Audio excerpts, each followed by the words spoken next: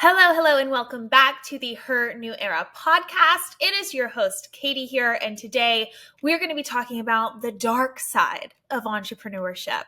This is an episode I've been wanting to actually do for a while because through 6 years of being in this game, there have been a lot of things that have kind of made me cock my head sideways a little bit, and I think we just need to shed some light on it. Now, some of these things are going to be what the entrepreneurship kind of general market, I guess you could say, does like hella wrong. Other things are going to be pet peeves. Other things are going to be just lessons I've learned along the way, or just realities that you don't know or think of when you first dive into becoming an entrepreneur and starting your own business. And that could mean anything, right? Online business, a brick and mortar business, a product-based business, a coaching business, no matter what it is, even if it's just like a small side hustle hobby that you are doing, these things are all absolutely relevant. And I think especially if you are a new entrepreneur coming into this space for the very first time, these are huge, important things that if you can wrap your head around it early, you understand these things early on, it's just going to catapult you that much further. I feel like my misconceptions around some of these things definitely held myself and my business back for a very long time. And I've seen it holding others back as well. So I just think no time like the present just to dish it all out. So I have six little pieces of this dark side of entrepreneurship, that I want to talk about today. So first and foremost is the whole, I want to be an entrepreneur to be my own boss. That has been like one piece of the puzzle that I've seen so many people do. I want to start my own business. I want to start my own thing because I want to be my own boss. I want to stick it to the man, right? I want to work for myself. What I think a lot of people don't get is that in order to work for yourself, it takes 10 times the effort and 10 times the work, 10 times the responsibility and liability than it does to work for someone else. And most people, now this isn't speaking for everyone, okay? But most people who become an entrepreneur or start their own business with that mentality fail within the first 365 days. And here's why. For one, you have all of the liability. You have to take on all of those expenses that you previously would not have had to. I saw this a lot in the salon and spa space where someone would work in a salon, not like the manager that they were dealing with, not like the owner, not get along with the other girls in the space, go off and start her own thing strictly for those reasons. And then all of a sudden, right, because we're having to maintain back bar, rent, we have all of our tools, foil, gloves, color, everything under the sun, insurance, you name it. Now all of a sudden what we think, we'll be able to take home 100% of our commission and not have to give, 60 or however much to the salon. Now all of a sudden we're making significantly less than if we were still a commission-based employee, just working in a better, work environment, maybe pursuing another space. So I think that that's one big thing that we don't talk about a lot is that if we're just trying to start our own business because we don't like the boss we're working for right now, a lot of times starting your own business actually isn't the answer. Not everyone is meant to be an entrepreneur or a business owner. I think there's a lot of cases where it's a smarter move to just find a healthier working environment, find a healthier job. And that might be a better move for you to where you're not having to take on all the extra stress and workload and responsibility that comes with starting your own thing. So I think that's the first and foremost is like, if the only reason we're wanting to start something is because we want to be our own boss, we might want to pause on that for a little bit and not go out on our own just quite yet. Not until we have a vision for something greater. Because the big thing about being an entrepreneur, being a business owner, starting your own thing, no matter what it is if it's going to work, if it's going to work at scale, if you're going to be able to build it into something that's worth anything, then you have to have a big vision for what's to come. Your heart has to be in it. If you're going to scale it up to something big, you have to have a passion for exactly what you are doing and exactly who you're helping every day. And I found this in my own business, especially super early on as we were kind of trying to find our footing. The things that I didn't have passion for, oh my God, it was like watching paint dry to try and get this particular business model and style off the ground. It was horrible. It's not going to scale. Why? Because I'm not all in on it. I don't have the excitement and the vision to show up every day and really perform in it. So you have to have that vision and that excitement for it, or it's not going to work. And I hate to be the bearer of bad news. This isn't supposed to be a negative thing, but it just won't if the only reason why we're doing it is because we don't like our current manager or we don't like our current boss. We just need to find a healthier work environment if that's the case.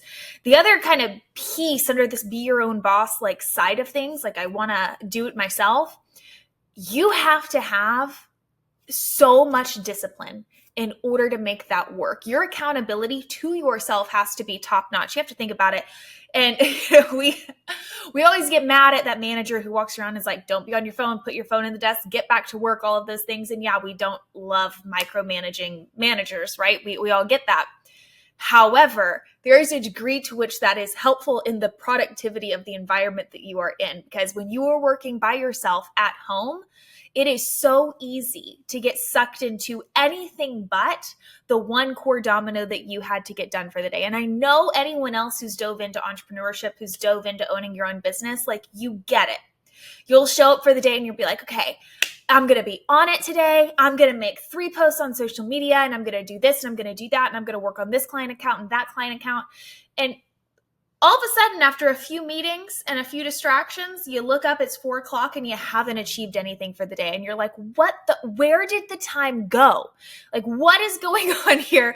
How did my day get away from me so fast? I just don't understand. Especially in the world of TikTok and what used to be Vine, scrolling and thinking like, oh, I'll just take a minute, like look at a couple 6-second videos. 6 seconds turns into 6 minutes and then 60 minutes really, really fast, especially for those of us who work from home. It's really easy to say, oh, you know what, this is the perfect time right after this meeting. I'm going to go rotate the laundry real quick. I'm going to go rotate the dishes real quick. I didn't get to make my bed this morning, so I'm going to go hop over on that real quick. It'll take 5 minutes. I'll be back at my desk in no time. And then one thing turns to another, and all of a sudden the day's completely gotten away from us because we're not great at discipline. And I'm literally speaking to myself here. We're not great at holding ourselves accountable and being responsible to getting the things in a day done that we need to get done. So when it comes to diving into starting your own thing, getting into that entrepreneurial world, starting to build something great, the number one thing we have to keep top of mind is our own self-discipline to do the boring things in a day that need to get done. Clearing the email, making those social media posts, even if you hate doing it, whatever else it may be, whatever else was your big domino for the day that you needed to knock out, whatever else needed to get done, we have to have the discipline to sit there and say, I'm not getting up until this thing is complete. Phone, lock it away, no distractions. Even though I haven't rotated the laundry in 3 days, I'm not going to get distracted and go do that. Even though I know those dishes are sitting done in the dishwasher and I really want to go put them up, I'm not going to do it. I'm going to stay focused on the one core thing and get it done. It is so hard to make those decisions. That's where being your own boss really works against you. And I've seen this even with the people that I've coached over the last few years, we'll have people that are like, but my first appointment wasn't until 11. So I got out of bed at 10:30 and rolled up at the salon at 11, rolled up at my place of business at 11. When in reality, right, that's where it's a positive and a negative of being your own boss, because yes, you can make that decision, but no, we can't be bitching and moaning in 30 days when our business didn't grow, right? That's where that accountability and responsibility to ourselves comes into play.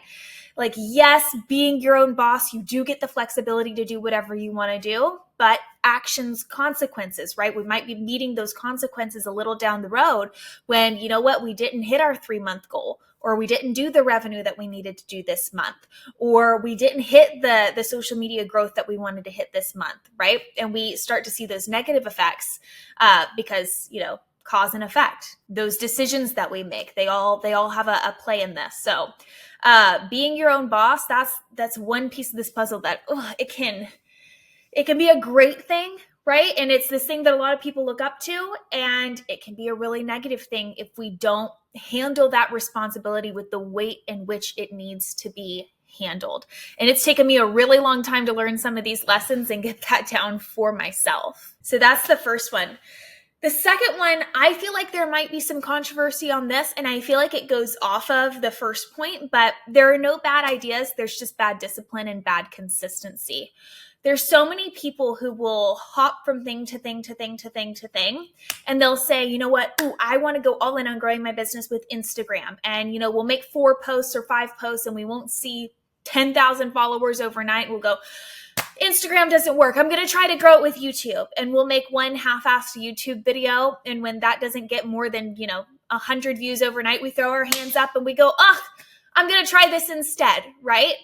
It's not that you're having bad ideas. It's that we have poor discipline and poor consistency to see that idea through to the finish. Again, a lesson I had to learn the hard way, because the first probably 2 years in business, you're in that infancy stage, right? Where all these ideas are coming into your head, and, there's all these different factors in play, and you're like, ooh, we could do this, or we could do this, or we could do this, and we could do that market and that market, right? Or we could send this email sequence, or we could try this promo strategy, or I could do it on Instagram, or I could do it on YouTube, and I can do this and that. And you're just like a little newborn puppy dog, right? Feeling all of the ideas and feeling all of the emotions, and the vision is so bright and the possibilities are endless.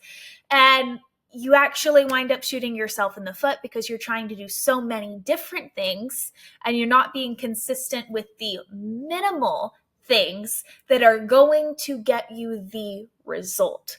A lot of people who aren't hitting their first 5-figure month, like 10K month, within the first 6 months of doing business, whether it be kind of like a freelancing thing or just any sort of business in general, if we're not hitting that kind of 6K take home area, it's normally because we're trying a lot of different things and not just doubling down on one strategy. I've said this so many times. There's 1,000,001 gurus and coaches and whatever out there that are going to try and convince you that their way is the only way, right? The only way to grow your coaching business is through a podcast. The only way to grow your product business is through a very successful YouTube channel. The only way to grow your XYZ business is through Instagram. The only way to grow is on Facebook. The only way to grow is through this off-the-wall strategy, in-person networking, right? They're going to try and throw everything at you. It's a webinar. It's a VSL. They have their way of doing things, and they want to put that onto you. And what it really leads to is a bunch of shiny object, I don't know, so-and-so said I have to do it this way. And, he's really rich, so I might as well try it that way. Or, but now so-and-so's saying it's this way, so I got to try that too. You do not have to try everything. And again, another controversial comment. If someone's making more money than you, that A, does not actually always mean they are smarter than you. And 2, does not mean that the manner in which they made that money is the right fit for your unique business, because your business is different than theirs. I have found more often than not, when I tried to be a carbon copy of someone else, and so-and-so said that this strategy is the path to scale, so I got to do it exactly the way that they say it, buy the book and be a carbon copy of them in order to see that success, it wound up being very dull. But when I let my voice for my business come through, when I let my tone, my vision, my passion for it come through, and I did it my own way, it always worked 10 times harder. I remember, and this is no shade at all, there were 2 different times where we were doing a webinar or a video sales letter or some sales strategy. And, we had gotten a hold of some email templates or some XYZ templates from Billie Jean or from Dan Henry. And it's this is the structure. This is the template. This is the sequence. We have to do it just like this. And we would launch it. And I mean, dear God, the open rates would be dismal. If I could fix the open rates with better subject lines, the click-through rates would be absolutely horrid, 0 people clicking through, 0 buyers, just the stats would be in the trash. And I would go to my partners and be like, do we mind if I take a little creative freedom on this and just redo it myself? And it's well, what we're trying right now isn't working, so we might as well. And I would go and I wouldn't use literally any copywriting tactic. I wouldn't use really any sort of strategy whatsoever. I would just write from the heart on that email, just as if my BFF was sitting on the other end of the line from me, exactly as if I was holding a verbal conversation with my ideal client and trying to get this point across to them. And every time I produced things like that, it always 10, 20, 30x outperformed any sort of muted vanilla template that we tried to go off of to be a carbon copy of someone else. Anytime we tried to be a carbon copy of someone else, it never worked. Your ideas, let me touch you or lean into the camera when I say this. Your ideas are good ideas. You have good ideas. There are very, very few horrible, terrible, bad ideas in this world. What matters is that you stay focused and disciplined on those ideas. You stay focused and disciplined on that thing. Now, with that said, as you do get focused and disciplined on that one thing, whether it be going all in on TikTok or all in on Instagram or all in on a webinar or whatever it may be, we want to listen to the data and have that tell us what we do next. And we want to make data-driven decisions and changes to what we're putting out there. That's the only way it's going to improve and get better. Look at all of your Instagram posts from the last 30 days. What got the most likes? What got the most saves? What got the most shares? Do more of that. Talk more about that thing. Sell more of that product. Do more of that content type. Whatever that looks like for you. But when it comes to getting your idea to actually work, sometimes it might not look like version 1, and that's perfectly fine, but we have to have the discipline and the consistency to get it to where it performs. It's not always about changing the idea. It's about seeing the idea through and making data-driven decisions to ebb and flow with what the market is telling you in response. Let them vote with their likes, let them vote with their shares, let them vote with their saves, let them vote with their dollars, their opens and their clicks and all of the things in order for you to make that idea better. But your ideas are not bad. You do not have to be a carbon copy of someone else. The best version of your business is your version of your business, your tone, your passion, the impact you want to share, the message you want to let be known, all of that. So there's no bad ideas. It's just bad discipline and consistency. Stop getting rocked by all the shiny objects out there and go all in on the thing that your gut is telling you is the right path to scale your business. That's number 2. Number 3, and again, I mean no shade with this one, but never meet your heroes in business. Just don't do it. Just kidding. Don't not do it. But the people in business who, especially in the entrepreneurial world, you look at, Alex Hormozy, you look at Russell Brunson, you look at, these people who you hold in such high regard.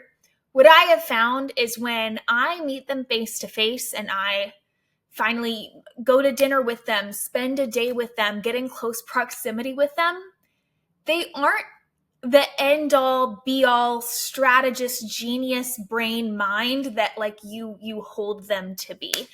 A lot of times these people who are really good at marketing themselves online and portraying that they are a guru, a legend, a genius, etc. A lot of times when you really get in close proximity with them, you find a lot of, I don't want to say flaws because everyone's flawed, but they're not just really on that pedestal anymore. I'll put it that way. You see certain facets of the different ways that they live their life and you're like, me growing my business, I don't think I would really want that, I don't think I would want to live that way. I don't think that I like those values, and it almost starts to taint things.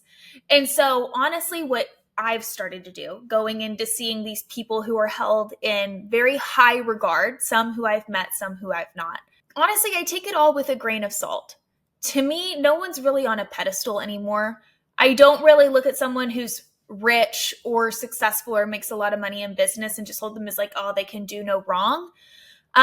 Because oftentimes they're held in that regard because they're good at one thing. But that doesn't mean that everything that they do is perfect, right? That doesn't mean we have to model their entire lifestyle or their entire business structure or strategy, or that they've never had a bad business idea. And it's not that I ever thought that they were perfect, but you look up to these people. They are role models. They are a representation of what you want to achieve. And so it's easy to try and model them in every area when a lot of times it's just not the case. And when you get really close with them, it's oftentimes that you kind of get like let down a little bit and you're like, oh, I don't know if that's right. Right. So yeah, I mean, I think at the end of the day, they found what worked for them.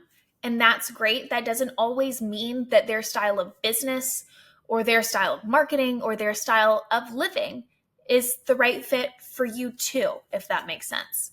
So yeah, just everyone's out here stumbling around, figuring it out for themselves, including the top dogs. They're still testing and trying things and they do not have it all figured out, nor should they. Everyone's taking everything one day at a time. And I think like the sooner we like wrap our heads around that, we'll stop making faulty decisions in our own businesses to try and be a carbon copy of some of the top dogs in the space, if that makes sense. So yeah, our heroes aren't always as like do no wrong amazing as we, think they could be.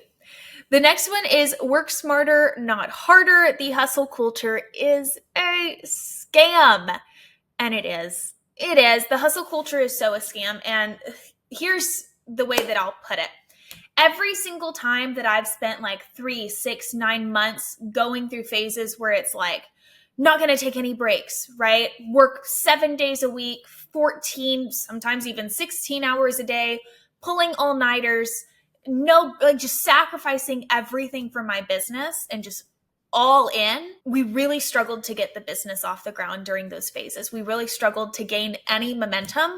And the reason is, in my belief, is that we were suffocating the problems in the business. When you're so close to it and obsessing over it every single day, you're making changes prematurely, right? You're making decisions to go another direction or to bypass this strategy or to, flip the script or try something new prematurely without being able to really get in there and make sure that you're making an educated or data-driven decision as to what's going on, without giving some things maybe just the breathing room or the space that they need to finally work. And it's not one of the number one problems that you can have in your business is suffocating the problems versus letting things ride for a minute and just seeing where it lands and letting the data, again, tell you where you should go. You really shouldn't actively be having to make so many decisions. You should really be following what the numbers tell you to do more often than not in business. But a lot of times, that hustle culture and mentality is so ingrained in us, especially when you first start in business. We have guys like Gary Vee yelling at us like, oh, you gotta, and Grant Cardone, work every single day of the week. You got to get in there. You got to be obsessed or be average, right? All of the different things. And it's not actually necessary in order to grow a thriving business. My businesses have always scaled further, faster when I've been a little more hands-off, when I've been a little more autonomous with things. So what that might look like, right, is we had brought on like 3 sales team members. And oftentimes we would like suffocate that, like training every single day down in the dirt, right? Making sure that we got to get it because, we're spending money on these ads. So every single call that's on the sales rep calendar, we spent money on it. So we got to make sure these people are closing and we got to, micromanage this. And so we were like down in the dirt on it. And a lot of times we would make premature decisions to like cut ties or whatever that may look like, or go in a different direction or change a script or change a strategy or alter the demo because it's not working yet, right? And there was one period of time where we had brought on these reps and we kind of sensed ourselves starting to do that. And so we took a little bit of a breather. I remember it was a complete spur of the moment thing. It was during COVID. We flew out to Fort Lauderdale, from Arizona to Fort Lauderdale, for a 1 month long vacation, kind of. We just rented an Airbnb down there and went for a little bit more lax of a lifestyle versus what was us basically having a co-working space inside of our apartment and working 24/7. Now, that's not to say that we weren't actively working on our business. We were doing so about maybe 4 to 6 hours a day. But, especially considering we had switched time zones, we could get up a little bit later. We would spend our mornings at the beach. So it was a lot lower stress. We would get in those 4 to 6 hours. And then considering we were in Fort Lauderdale around a lot of our friends, I mean, our phone was being blown up all day to go hang out with them because we were there for a small period of time. And so we'd be off by 4 or 5 p.m. off doing things with them. And long story short, our business 3x'd in 30 days and it 9 to 10x'd over 90 days. So the first 30 days we were there, we literally 3x'd our monthly revenue. And I honestly think it was because we had given these sales reps, right, everything they could possibly need to be successful. We had kind of been in the trenches and done the micromanaging. So now it was really time to say, hey, you know what? I trust you. Let's take our hands off for a minute, right? Let's take the training wheels off for a second and let's just see how this goes. So I think that the trust first and foremost was a huge thing. And don't get me wrong, I still had my phone on me literally 24/7. And I was in my phone helping some of them do some technical stuff to get sales at 11:30 at night to make sure that they were well supported. But it wasn't in a micromanaging way, right? It was, hey, if you need the support, we're here to catch you if you fall. But otherwise, you've got this.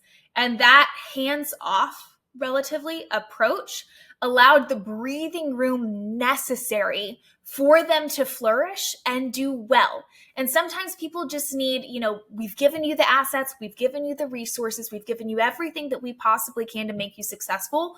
We are here to support you in every way, shape, and form, but we trust you. Right? And then letting them go and thrive in their own accord. And I think that right there, it was a huge aha moment for me because for literally the 2-3 years before that point, again, we were in the trenches, micromanaging, over communication every single day. And that just, it doesn't work in the long run. For one, it's exhausting. Okay. It's hella exhausting. And for two, again, you just suffocate the problem. And that's not even from a team perspective, but also just, if you launch a new funnel, right? If in 24 hours you have 10 people who go to it and you haven't gotten a sale yet, a lot of times, if you're micromanaging and you're clicking refresh every 4 seconds, it's really easy to go, oops, one person just hit the page and they didn't buy. I need to change the headline. I need to refilm the whole video. Maybe we should just do a totally different funnel. Right? It's really easy to make these very rash decisions when you're sitting there just obsessing over it. A lot of times you need to, okay, I pressed launch, hands off, let's take a step back, let's let it breathe. And go distract yourself with something else. Go to the movies, turn on some trash TV. My favorite recently has been Love Island. Oh my God, it's insane. But just go do something else. Go for a walk, go press launch and go on a 3-day staycation at the spa or the resort or the whatever down the street. Just go do something else. And don't look at it because you don't need to. And you're not going to make smart decisions when you're suffocating the problems. And this is almost me beating it into my head right now because I actively F this up all the time. But we got to work smarter, not harder. And working smarter isn't about suffocating things or looking at it all the time or having to be this genius. Sometimes it's about, you know what? I did the best I could do. I put this out there. Let me give it some breathing room and let it flourish on its own. And I'm going to come back in a few days, in a week, and I'm going to check in on it and how it's going. And I'm going to let the numbers and the data, again, I keep going back to this one theme, the numbers and the data, tell me exactly what I need to change. Okay, let that tell me what I need to do. You don't always have to be the smartest person in the room coming up with the ideas. Sometimes you can just let the data do the talking for you, which is always super helpful.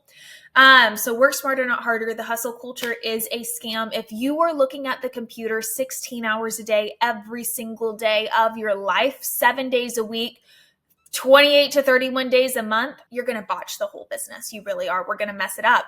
Not because we're not smart, not because we don't have good ideas, not because we're not working hard enough, but because you're not giving it the time necessary to breathe.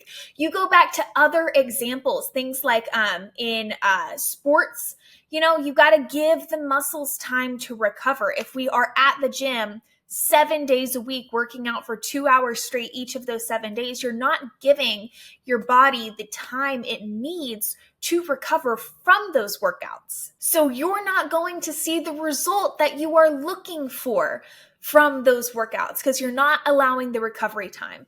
So do the hard work, have the good work ethic, get in there and get it done, but then give it time to recover. Allow your work the space to breathe so that it can start growing legs of its own. That's where I think hustle culture messes up. Not that we shouldn't work hard, but that we should work hard and then let it breathe. That's what it's all about. So, number 5, this one I have like a personal vendetta against. And it's that trend jumpers, they never grow anything big, impactful, or meaningful. And we see it all the time. We saw this way back in like 2000, like late 2018, early 2019 with chatbots, right? Chatbots were the way of the future. It was going to totally replace email. Haha. It's going to be the new big thing. Do you know how many people, and myself included, who just totally shifted their business model around chatbots? I know so many entrepreneurs who did, one in specific that I'm not going to name names, who has since fallen completely off the face of the earth because she chased the trend and the trend died. And therefore her business died with it because she made her entire business about the trend. She chased the trend and it just died with it. A lot of people will see these trends going on and they'll think like, oh, it's the next big thing. This is my opportunity, like my breaking point. Like I've got this. This is what's going to explode my business overnight. So they'll, in 2019 with chatbots, they'll go all in on chatbots, reframe their entire business around chatbots. We did it. Our original business name was called Real Beauty Bosses, and we made like an extension of it called Real Beauty Bots. And we were going to be making bots, and it was absolutely ridiculous. That absolutely did nothing. We did get the domain for it. We did make a mini website for it. I don't know if that's still live, but we killed that within about a month, because it was very obvious that it wasn't going to take off. But that's neither here nor there. We chased the chatbot trend. We saw around like 2021-ish Clubhouse come on the scene, and a bunch of people went all in on chasing that thing. And people started releasing Clubhouse courses and making Clubhouse an extension of their business and a fulfillment mechanism of their business. And that died again about as quickly as it came on the scene. And now we have the AI trend, and we have people making and morphing their entire business into an AI thing. So people who previously had like a relatively successful, say, marketing agency or SaaS thing or whatever, they're now like AI, right? We're going to shift our entire business and add AI at the end. And, in some cases it's going to work. And a lot of people are saying AI is the way of the future. I think AI is a way of efficiency in business for now. I think it's a way to make your business more efficient. I think you can lean into it as a tool to help your work go faster and get more out of the time that you're putting into your work. Take maybe some organizational load off of you. But I do not actually firmly believe that this is a huge way of the future and that, everything's going to revolve around that moving forwards. I think it's going to be some helpful tools that'll make our life easier a little bit down the road and currently. But to shift your entire business model around a new trend, I don't find that that's a way to scale fast. I really don't. And I don't think it's a way to scale something that lasts. And that piece I think is most important. I think people who build platforms like, OpenAI, ChatGPT, like the big dogs, the ones who revolutionized it, people who put like that type of tool out there, that's a mass market tool that anyone can use for so many different reasons, and it's really in the SaaS field, that's one thing. Because yes, that's revolutionary, right? That's something that leaves a lasting impact. That's something that is big. That is something that is meaningful to the marketplace. That is something that you could even have passion around building. But, a smaller scale thing where, I don't know, you're this cookie AI and you're doing some cookie business and you've added AI as a huge facet of it. And it's, again, like just something that's chasing a trend. That's not something that's going to grow meaningful or impactful. It's really going to more so confuse our buyers because our existing client base is going to see us going in a totally new direction. And it might some people might be hesitant to adopt. So we're going to kind of polarize our market, right? And our existing client or customer base. And we're going to do so in hopes of opening up to a broader customer base and welcoming more people in. And I just find that actually rarely happens. It kind of winds up falling in line with all of the other gimmicks out there. And I find that it doesn't really lead to creating anything that is meaningful and impactful in the long run, right? It's not going to be, the next Facebook by any regard. It's not going to be like a huge revolutionary thing that changes, your market for the better, that changes, that revolutionizes the way that things are done. And I am a big believer in trying to create businesses that really change the game, that bring something new and fresh onto the scene, and that leaves a lasting impact with the market, regardless of what market it is. I don't like being a muted version of everyone else. I think that especially as entrepreneurs, we almost have a duty in what we do to bring something new and fresh out there and not just be a trend chaser, or not just, be another person that's just more noise on the field, just teaching and regurgitating the same BS. I feel like we should be chasing after providing really meaningful results for people. That's the most important thing at the end of the day, regardless of what that is, right? It's about living and breathing the products and services that we're creating and selling to people. I feel like in the recent years, it's gotten so much about the dollar amount in the bank account and oh, are you at 10K or 100K or whatever? What's the monthly MRR, right? What's this? And it's become less and less about what are you doing for people and what impact are you leaving and what are we putting out there in the world that's making it better? And I feel like that should be the conversation that happens first. These days, especially considering most people lie about it anyways, I'm not really concerned with how much revenue you're making, because I also find that a lot of the people who are making a lot of revenue are making very little profit. I care 10 times more about what you're putting out there and whether or not it's helping people and whether or not it's getting people to achieve a result. I know that the people who've gone through my teachings and my strategies in the past have gotten damn good results. And we have the numbers to prove that, right? Because that's what I care most about at the end of the day, is that you come in and that you get what you need out of it, and that I leave you better than I found you, right? And regardless if that's a physical product that we sell or a service that we sell or whatever it is. And at this point, we've gone through several different iterations of businesses. But I care more about the lasting impact than I do about the revenue. And trend jumpers, I find, don't really care about the impact. It's just, how can I hop on this gimmick and make more money through it? And I feel like it's a tone-deaf way of going about business. Personally, please don't take offense to it. I feel like it's a tone-deaf way of going about business, and I feel like we lose sight of the impact when we do that. And again, that goes for literally any trend, because I guarantee you in about 3 more years, the AI trend will I feel like it's all going to kind of still be there, but I feel like it's going to mute itself a little bit. And we'll probably have some other revolutionary new app or tool or thing on the scene that's going to revolutionize things again. And we're going to be hopping to another trend. I've been in this for 6 years, and there are some people who do relatively good monthly numbers, but they literally every 2 years, they're hopping to something new. Every 2 years, the entire model of their business is changing. And it's not like they're going one up and selling it. They're totally shifting their business model around this new thing. And it never works. It never scales. It always fades as quickly as it comes in. And, they're just constantly chasing after the next thing. So I feel like we need to get some original ideas and not, jump trends every 2 years. And that would probably leave us, for one, a lot of people would probably have more trust and faith in you. And secondarily, you're going to leave a bigger impact, and you're going to have a business that will scale when we stop jumping trends 24/7. That said, the very, very last one is that you cannot cheat good work ethic and good strategy.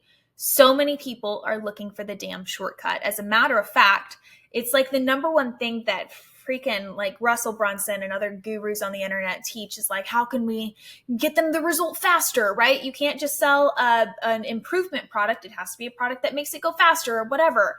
And it's yeah, But I feel like as marketers, we've done other entrepreneurs that we've sold things to a complete disservice by constantly trying to make the let's do this faster or easier or without working harder or without spending another dime or whatever other cheat language you want to use, without those types of angles on the sales practices that we've used in the past. Whether it be from webinars and VSLs, we've all heard it like blah, blah, blah, or you don't pay, I'll pay you to set up a marketing agency for you and you don't have to lift a finger.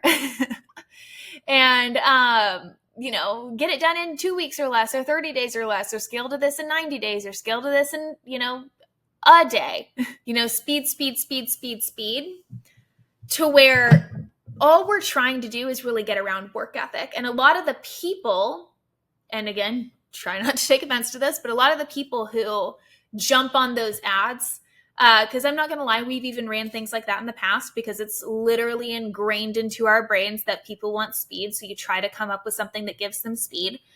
But the people who normally come from those ads are literally some of the laziest humans in the world who don't want to do anything in their business. It's like, I want you to deliver me a 6-figure business on a silver platter that I don't actually have to do anything for. And guys, I'm just going to put it bluntly. There is nothing on the market right now that is going to cheat good work ethic and good strategy. You have to have those two things if you are going to scale your business in any capacity, even just to 6 figures, even just to a 10K month. You can't cheat that and have consistency in it. The whole idea that someone's going to come along and have this magical strategy that's going to lay you up a 6-figure business on a silver platter, just turnkey, ready to go. You don't have to lift a finger. You don't even have to maintain it. It's just, it's an asset and it's here and you have to do nothing. That does not fucking exist. Oh my God, that doesn't exist. And I feel like as marketers, they've almost try to perpetuate that it does. It does not. That does not exist. There is no passive business like that where it's just turnkey, ready to rock and roll. I mean, maybe if you're investing in ATM machines, but you still got to go manage and maintain those too at the end of the day. We oftentimes, it just attracts people that have that delusional expectation, right? I keep going back to cookies. I want to coach people on how to decorate cookies, but I want to put zero work into it. I don't want to do anything. I don't want to film an ad. I don't want to write an ad. I don't want to build the course. I don't want to manage the community. I don't want to do customer service. I don't want to do this. I don't want to do that. And it's like, do you want a business at all? Do you want to do anything at all? If that's your thought process of I want to own this business, I want to start this thing, I have this huge fiery passion to get this message out to the world, but I actually don't want to lift a finger or do anything. And I just want someone to do everything for me. And I don't want to have an original idea. For the love of God, go. I don't even know what you should do, but you shouldn't own that business. That's just first and foremost. And yes, we've also perpetuated this idea of stepping into the CEO identity. And, I'm a CEO, so I should outsource certain things and whatnot. And when you reach a certain monetary level, but if you are pre-revenue and you have zero cash coming in and you have $100 in the bank account, then you just need to learn a new skill and have good work ethic. You can't outsource that. We can't outsource everything from the get-go, especially if you don't have the budget to do it. That's just never going to work. So you can't cheat a good work ethic and you can't cheat good strategy. I just want to shake so many entrepreneurs out there, and it just pains me to have conversations with some people who just can't have an original idea and want to be a carbon copy of everyone else. Yes, we talk about modeling success and modeling what works.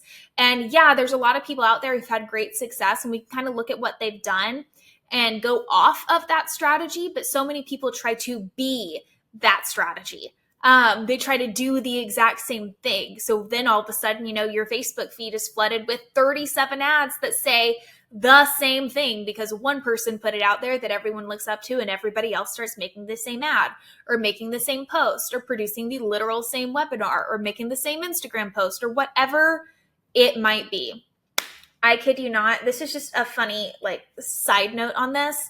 I, a few years ago, was at an event It was like a mastermind event for something that we were in, and one of our friends kind of runs it, and he has a certain look to him. And it was like late at night that we had gotten in. We were in the hotel, and they had a meet and greet downstairs for this event that night. And I had ordered some food. We were not going to that meet and greet. I was way too damn tired. It wasn't happening. I was just going to meet up with everybody in the morning. But I had ordered some snacks from GoPuff. And so I got in the elevator and went down to the lobby to go get them. And I remember I'd already showered and everything. I was looking a hot mess. And I'm like praying on the way down the elevator, like, please, dear God, do not let all these people be like in that specific area, like between the elevator and the front desk while I pick these things up. Well, lo and behold, as soon as the elevator opened, it opens up and literally everyone from the meet and greet is there.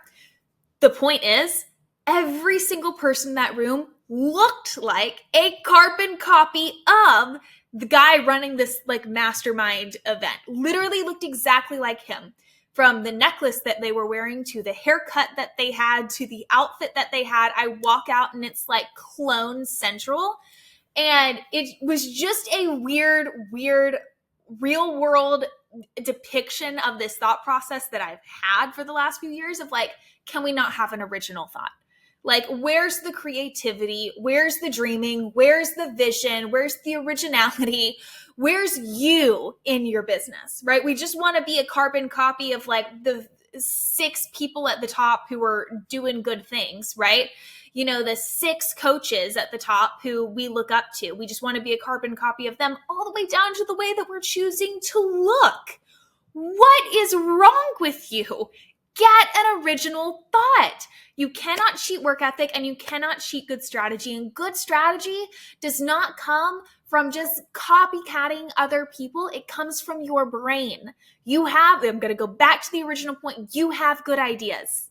Be confident in them. You have good ideas. See them through. Do them. Stop trying to be a carbon copy of everyone else. I crave a world in which more people had originality with their businesses. Stop looking at your direct competitors and trying to be just like them. Bring something new to the mix. Another reason why I'm even starting this podcast is because I don't see enough people having the real conversations of what goes on in this. Everyone tries to be happy-go-lucky, cheery, optimistic, positive. Not that those things are a bad thing, but just like ignoring the realities of what goes on and just pretending like all of it's okay and just feeding this like fallacy that, you know, we're entrepreneurs and everything's positive and everything's happy and whatever and nothing's bad and we're not going to talk shit about anything. And like, no, I'm going to talk shit, at least a little bit. Because I feel like the more we let these things go and we keep pretending that, oh yeah, it's okay just to completely rip off and copy someone else. Yeah, it's okay to completely shift your entire business model because of an overnight trend. Like, yeah, it's completely okay to completely lack discipline. Yeah, it's completely okay to burn yourself out and ruin your health to sit there and try and suffocate your business and keep winding up getting the same result. The more we live in fucking la land and pretend that this is the way that things are supposed to be, the more that people who could be great entrepreneurs and could have something amazing to share with the world aren't going to do it because we're perpetuating bullshit to them. That's not going to fucking work. And I'm cussing a lot in this one. And I really don't care because it's that important. There's so many people out there who could be great, but you know, they're a single mom who can't put in 16 hours a day. So they think that if they can't do that, they might as well not even start. When in reality, being a mom and not being able to put in 16 hours a day for their business is actually their superpower because you have the world's best distraction built into your life to where you can get a super lasered few hours a day in on your business and get a hell of a lot done during that time and then let it breathe while going and being with your family. But we think that because we can't keep up with the hustle culture bullshit, that we're never going to be successful in business. We think that because since we're looking up to so-and-so who's had a really successful business and is doing all these different things, if I don't feel like I can do exactly what they are doing because I'm not good as them on camera, I don't have the ad spend that they have to invest into ads, I don't coach like that, or that's not my personality, or you know what, they already kind of did what I was thinking about doing, so now I can't do it. The more we look at that and have these excuses and perpetuate these things in our head, the more that people who do have something really great to put out there, again, aren't going to take action on it. The more that we have gurus and people out there on the scene saying, this way is the only way, you must copy these email templates to be successful, you must do this webinar strategy, you must post on Instagram exactly like this, you have to run ads exactly like this, you have to do this, this should be your tone, this is how you have to write your copy, this is how you have to write your emails, this is how you have to do a podcast, this is how you have to do this, is the proven formula. I'm sick and tired of formulas.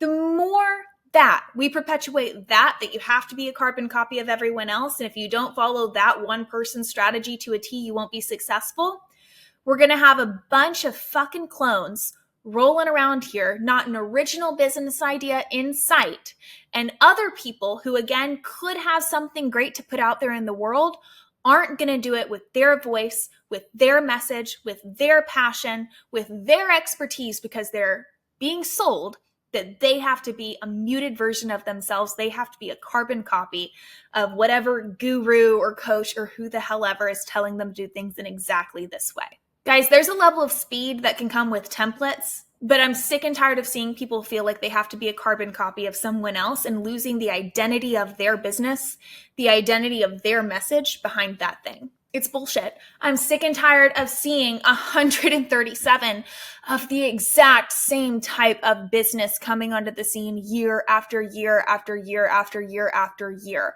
After all of the interviews that I've done in other people's groups and whatnot, I've had a lot of people hop on my Facebook friends list or follow me on Instagram, etc., that I'm connected with who found me through those. And the amount of them that are literally the exact same as each other, I can't even tell you apart. I don't know the difference between what you or him or him or him or her do, because you're all the same damn person. Get an original idea. Get some original strategy. Get some perspective. Sit back and have a little bit of an audit and figure out what the hell you want to put out there in the world. Stop trying to be a carbon copy of someone else. Start letting yourself come through. I know, because I did it. I used to try and be a carbon copy of somewhere else, and you know what it left me? It left me nowhere. It honestly left me miserable with my damn business. Hated it, had zero emotional attachment to it whatsoever. And when I finally started letting my own voice shine through, pulling my own message through my business, all of a sudden things felt in a hell of a lot more alignment, and we started seeing a hell of a lot more success come through it. So I know that was a lot, but I feel like this is a topic that has been on the tip of my tongue forever, on the top of my mind forever, and a lot of this shit just needed to be said. I firmly believe there are a lot of people out there who have an amazing message that they want to share with the world, a skill or a talent or an expertise or a passion that they want to share with people, that they would be great at sharing with people, that they could create a huge impact with.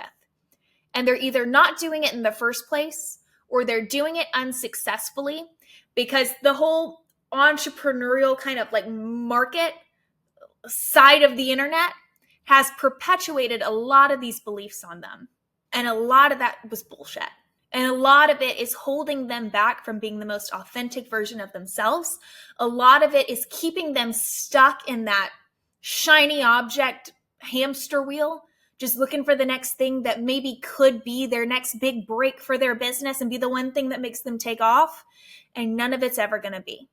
And I want to see those people, the ones who have a passion for what they do, the ones who have a message, a skill, a talent, etc., that they want to share with the world, that's going to create a big impact, that's going to help people, that's going to make people happier. I want to see those messages out there. I want to see those products, those services out there. And that only happens when we start acting authentically in alignment with ourselves, when we start believing in ourselves and our good ideas, because you have good ideas. There is no bad idea. Oh, there's some, but very, very few. And when we just start having the discipline to see that through. So this was the dark side of entrepreneurship. Definitely be sure to give me a follow over on Instagram at Her New Era Pod. We'll be giving first look at all new episodes over there so that you can see it. If you want to join the new community that we have created for launching and scaling communities around your business, which is the way that we previously scaled, you can head over to bossupchallenge.com. That's going to direct you right to our community so that you can join it. Otherwise, definitely feel free to leave me a review on this podcast if you would ever be so kind. I would love to hear your feedback. Also, if you will go to hernewerapodcast.com/podcast, there is a place where you can submit your questions for the podcast or thoughts. And if you'll fill that out, we can address that on future episodes and maybe even give you a shout out. So with that said, I'll see you guys in the next episode.